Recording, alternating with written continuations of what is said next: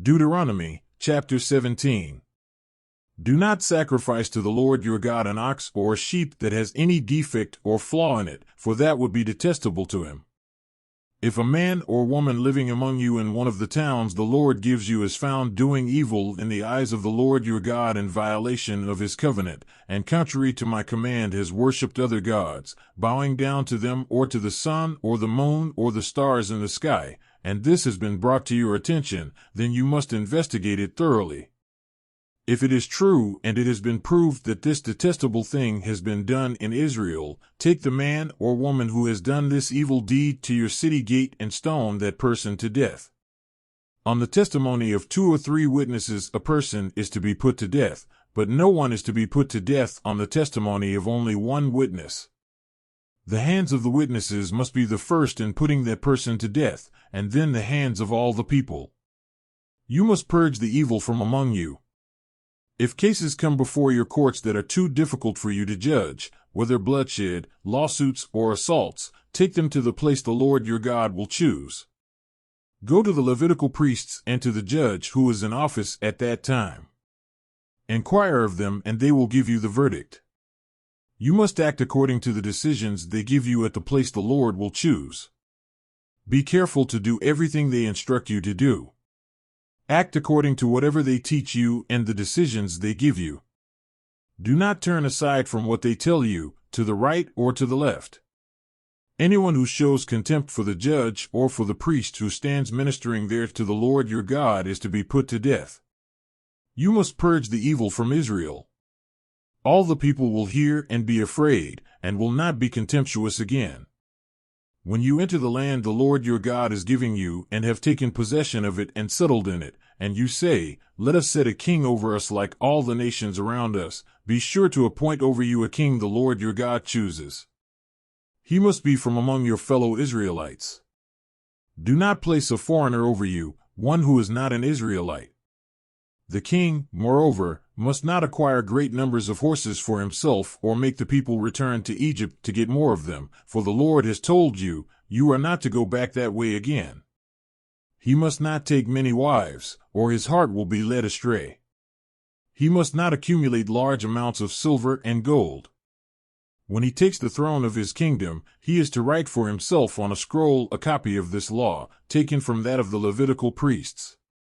It is to be with him, and he is to read it all the days of his life so that he may learn to revere the Lord his God and follow carefully all the words of this law and these decrees, and not consider himself better than his fellow Israelites and turn from the law to the right or to the left. Then he and his descendants will reign a long time over his kingdom in Israel. Deuteronomy, chapter 18. The Levitical priests, indeed, the whole tribe of Levi, are to have no allotment or inheritance with Israel. They shall live on the food offerings presented to the Lord, for that is their inheritance. They shall have no inheritance among their fellow Israelites. The Lord is their inheritance, as he promised them.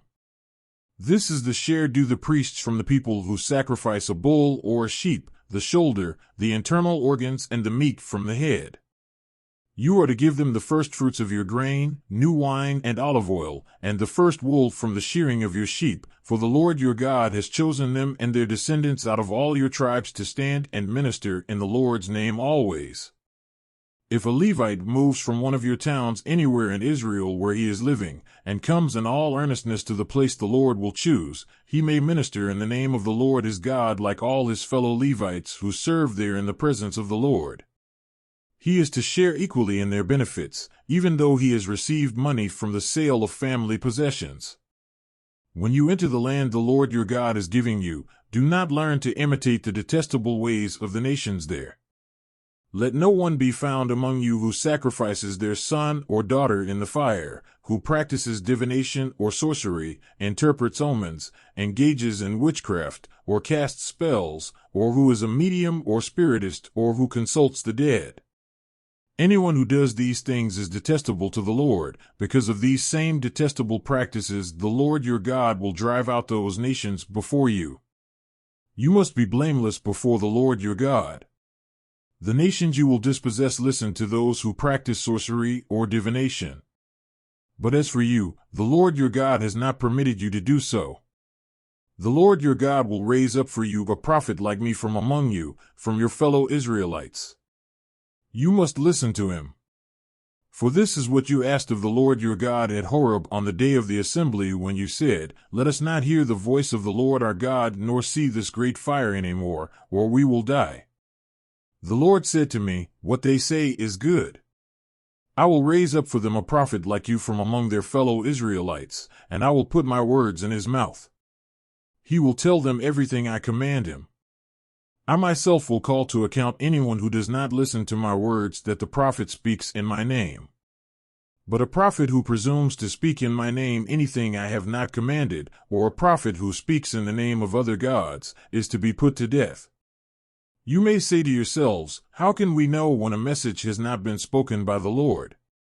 If what a prophet proclaims in the name of the Lord does not take place or come true, that is a message the Lord has not spoken. That prophet has spoken presumptuously, so do not be alarmed.